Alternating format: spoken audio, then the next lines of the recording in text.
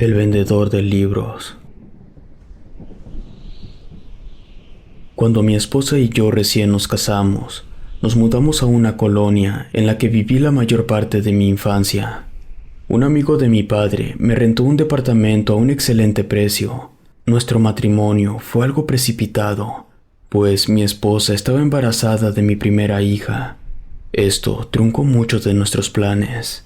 Sinceramente, no deseaba regresar a la colonia que me vio crecer, pero al menos el departamento era mucho mejor que el cuartito de vecindad en el que viví de niño. Los primeros días fueron los más pesados, pues es una etapa en la que es necesario llegar a acostumbrarse. No es lo mismo la forma de ser durante un noviazgo, donde por lo regular se suele ser un poco hipócrita y mantienes esa idea de que todo será cuento de hadas. No obstante, después de un tiempo, descubres que la realidad es diferente a lo que imaginabas.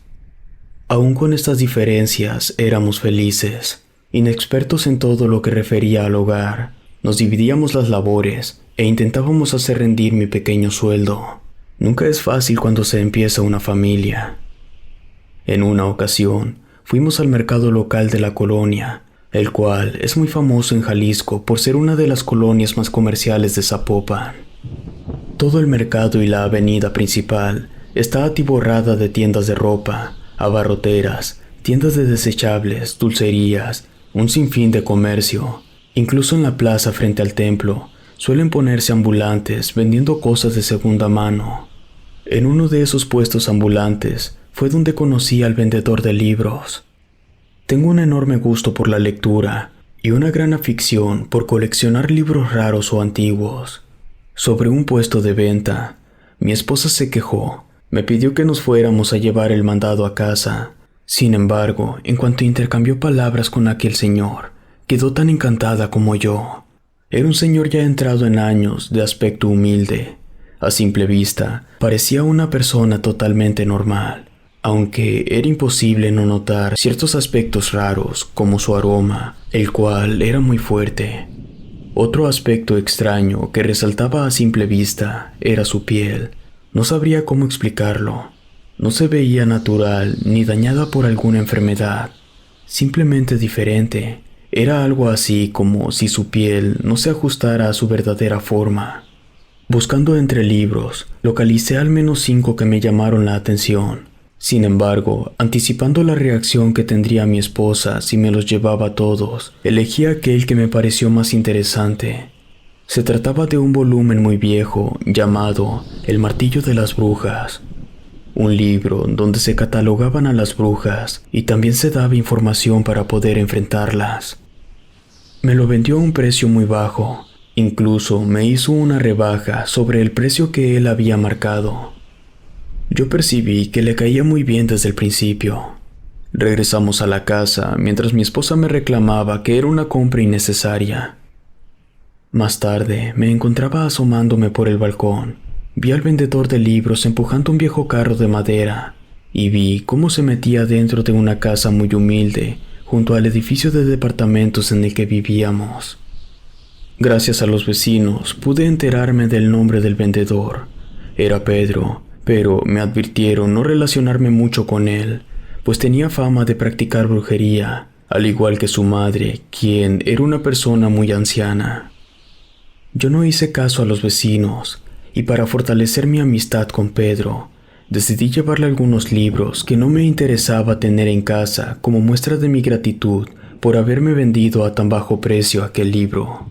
No tardé en entablar una amistad profunda con Pedro, pues teníamos la misma afición. Incluso me presumía que poseía una colección de libros invaluables que jamás vendería a ningún precio. Le conté que éramos vecinos, y él, amablemente, me dijo que un día me invitaría a tomar un café y me daría permiso de ver alguno de sus libros.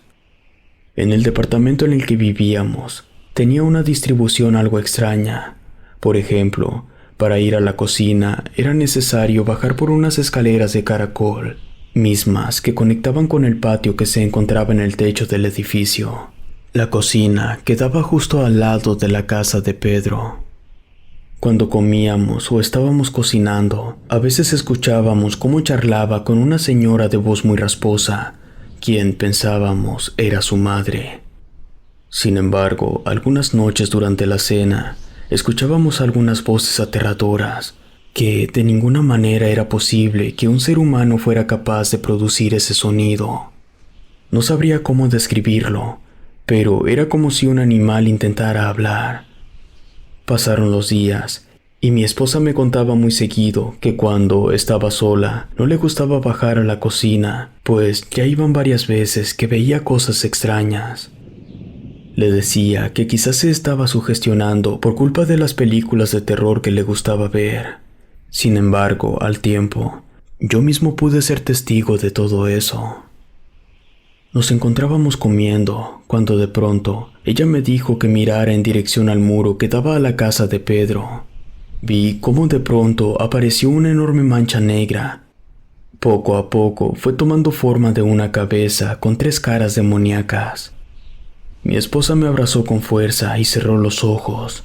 Yo intentaba tranquilizarla, cuando el foco comenzó a parpadear y de la estufa cayeron unas sartenes. Esto hizo que ella se pusiera en pie y corriera hasta la habitación. Cuando la alcancé, se encontraba llorando sobre un sillón junto a la ventana. Una vez que estuvo más tranquila, me pidió que buscáramos otra casa, pero yo intenté hacerle ver que no contábamos con el dinero suficiente. Le propuse traer a un sacerdote para que bendijera todo el departamento. No obstante, ella me aclaró que en el único lugar donde se veían cosas raras era en la cocina. Yo me acerqué a la parroquia y pedí audiencia con el señor cura. Él aceptó de buena manera ir a bendecir el departamento. Cuando llegó el padre a nuestro domicilio, vio a Pedro afuera de su casa y pasó a saludarlo muy amablemente. Escuché que le preguntó sobre el estado de salud de su madre y se despidió de él. El sacerdote bendijo todo el departamento, arrojó agua bendita sobre el muro donde ya no había ninguna mancha. Nos recomendó hacer oración y se despidió. Sin embargo, esto solo sirvió por un tiempo. Un día, en la madrugada, mi esposa me pidió algo de comer. Su embarazo le hacía comer más. Bajé a la cocina, encendí la luz y vi cómo una sombra atravesaba la pared, dejando de nuevo una enorme mancha negra dibujada. Del otro lado sonaba un cacaraqueo de gallinas y de nuevo el sonido extraño. Tomé rápido un tazón con cereal y envase de leche. Después me dirigí de nuevo con mi esposa. Aunque sentía la piel erizada por el miedo, no le dije nada. Fingí que no pasaba nada, pero ya no logré volver a dormir esa noche. Al otro día, Pedro me invitó a tomar un café. Fui a su casa a media tarde, pero no me permitió ingresar a ella. En la entrada estaban unas bancas hechas con material de construcción y algunos cojines envejecidos. La entrada de su casa era muy humilde, una construcción muy rústica, muros que jamás fueron pintados, aparte de que estaban invadidos por la humedad. Pedro me dio una taza de café, aparte un paquete de galletas. Aquella tarde él lucía un poco extraño. Su energía habitual parecía estar agotada. Sus ojos estaban hundidos dentro de unas enormes ojeras. Me ofreció una disculpa por no permitirme entrar a la sala, pero decía que su mamá no se sentía bien, y de hecho estaba dormida allí dentro, pues la sala era la habitación más cálida, y el frío de su cuarto la ponía peor. Apenas tuve oportunidad, le pregunté de su colección de libros privada. Este comentario hizo que su cara se tornara seria. Guardó silencio unos segundos y después me dijo que estaba dispuesto a mostrarme algunos libros y si lo deseaba, podía venderme un par. Enseguida comenzó a decir cosas relacionadas con la muerte. Decía que desde hace tiempo practicaba un conocimiento antiguo, con el cual era capaz de prolongar la vida más allá de lo normal. Además, decía que era capaz de curar cualquier enfermedad sin usar medicina. Desafortunadamente, este conocimiento cobraba, y ahora él sentía que su hora de partir había llegado. No entendía nada de lo que me decía, pero imaginaba que el hombre quizás practicaba algún tipo de brujería. Quise contarle lo que ocurría en la cocina de mi departamento, pero a su vez comenzaba a dudar de la salud mental de Pedro y no quería contribuir a la fantasía en la que vivía. Le volví a pedir que me mostrara los libros. Ante mi petición, volvió a entrar a su casa y después de unos minutos regresó con 7 libros en muy mal estado.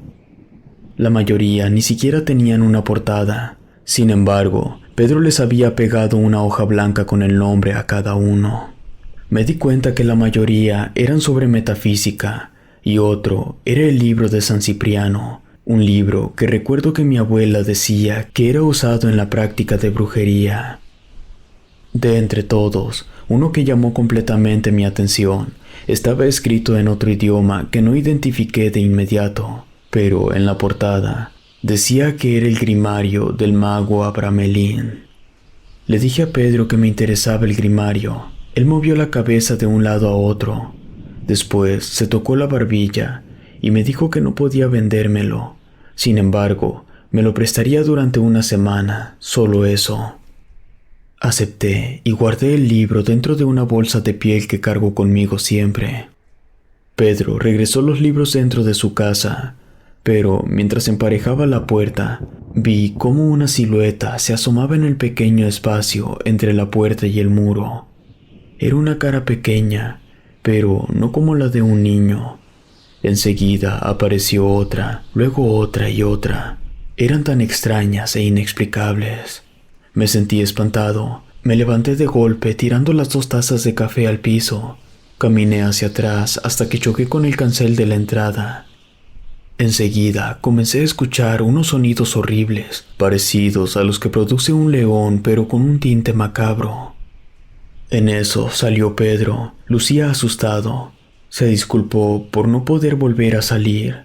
Me decía que su madre estaba teniendo un ataque de asma. Yo, que me encontraba ya en la calle, le agradecí y me fui corriendo al departamento. Me quedé un rato sentado en el sillón, intentando dar respuesta a todo lo que acababa de presenciar. Nada tenía sentido, ni siquiera ese sonido. No parecía como si una mujer se estuviera ahogando. Además, esas malditas caras desaparecieron de repente. Sin embargo, parecían tan reales. No sería capaz de describirlas a detalle. Al recordar el libro, no quería sacarlo. De hecho, mi plan era regresarlo sin siquiera haberlo hojeado. Enredé la mochila con los tirantes y la arrojé dentro de un cajón de un librero que teníamos en la recámara. Cuando llegó mi esposa, ya me encontraba un poco más relajado. Me preguntaba si había ido con Pedro. Le respondí que sí, pero omití todo lo extraño de lo que fui testigo. Solo le dije que tuve que regresar pronto, pues la madre de Pedro tuvo una crisis de asma. Pasaron los días y no volví a ver a Pedro, ni en su casa, ni en su puesto del mercado. Aún conservaba el libro envuelto dentro de la bolsa. No me atrevía a sacarlo. Pensaba devolverlo con todo y bolsa, pero ni a quién dárselo. En una ocasión, me encontraba afuera de su casa tocando con fuerza en el cancel.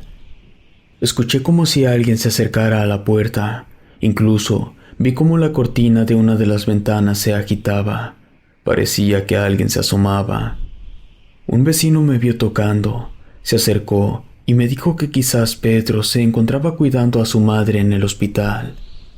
Yo le pregunté al vecino si alguien vivía en esa casa.